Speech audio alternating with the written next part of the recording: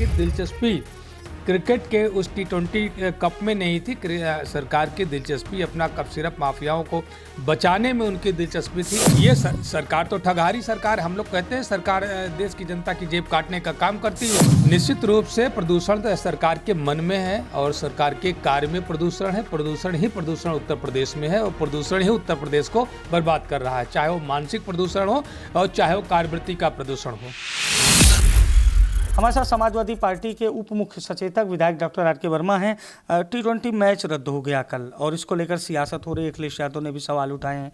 किस तरह से देखते हैं कल लखनऊ में मैच नहीं हो सका? देखिए, सवाल पूरा देश भारतीय जनता पार्टी से कर रहा है और भारतीय जनता पार्टी की सरकार पूरी तरीके से फेल है। ये दिसंबर का महीना है और दुनिया भर के लोगों को पता है कि दिसंबर के महीने में लखनऊ में ठंड रहेगी और ठंड में फॉग होना स्वाभाविक सी बात है।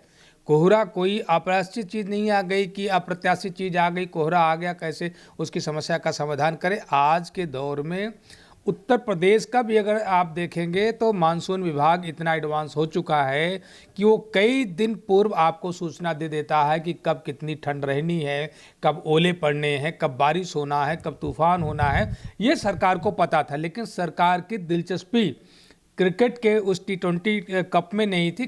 सरकार की दिलचस्पी अपना कप सिरप माफियाओं को बचाने में उनकी दिलचस्पी थी और जितने अपराध उत्तर प्रदेश में हो रहे हैं उनको बचाने में उनकी दिलचस्पी थी। तो उनका ध्यान ही नहीं गया कि फॉग हो सकता है और फॉग की वजह से टूर्नामेंट हमें निरस्त करना पड़ सकता है। सबसे बड़ा सवाल यह है कि 500 किलोमीटर की दूर से लोगों ने जो राष्ट्रभक्ति के भावना से लखनऊ को पधारे थे, कड़ाके की ठंड में 500 किलोमीटर दूर से 20,000 रुपये से लेकर के 500 रुपये तक के टिकट खरीद करके लाखों लोगों ने टिकट खरीदा और 500 किलोमीटर की यात्रा करी। यहाँ पर ठहरने का इंतजाम किया, वहाँ पैसे खर्च किए, यात्रा में पैसे खर्च किए, खाने में पैसा खर्च किए, टिकट खरीदने में पैसा खर्च किए और वो सारा का सारा पैसा उनका बर्बाद गया। सरकार जवाब देने को तैयार नहीं है कि उनकी वापसी कैसे कराएगी।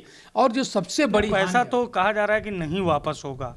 सबसे ये सरकार तो ठगहारी सरकार, हम लोग कहते हैं सरकार देश की जनता की जेब काटने का काम करती है। इसके पहले आपको पता होगा कि कोविड के समय में बोर्ड की परीक्षा नहीं कराई गई, लेकिन बोर्ड का जो शुल्क सरकार ने जमा कराया था उसको अभिभावकों को वापस नहीं किया।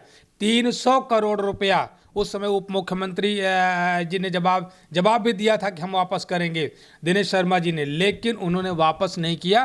तो लाखों लाख की जनता ने टिकट खरीदा था और सबसे बड़ा जो नुकसान हुआ है सरकार उसकी भरपाई नहीं कर सकती।